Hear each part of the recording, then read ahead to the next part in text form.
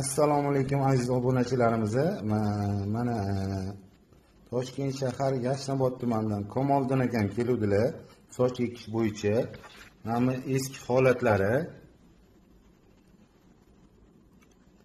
Eski holatlari bu.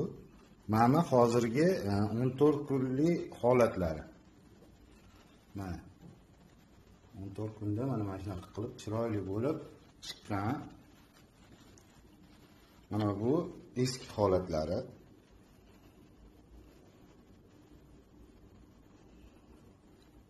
Mana bu 14 kunlik holatlar. Kamoliddin aka operatsiya jarayonida og'riqli bo'lmadi? Ozgina bo'ldi. Ozgina archaqqanday boshda bo'ladi, keyin og'riq sezmaysizda operatsiya boshlanganda. Shunaqa. Mana hozir chiroyli bo'lib chiqibdi sochlari.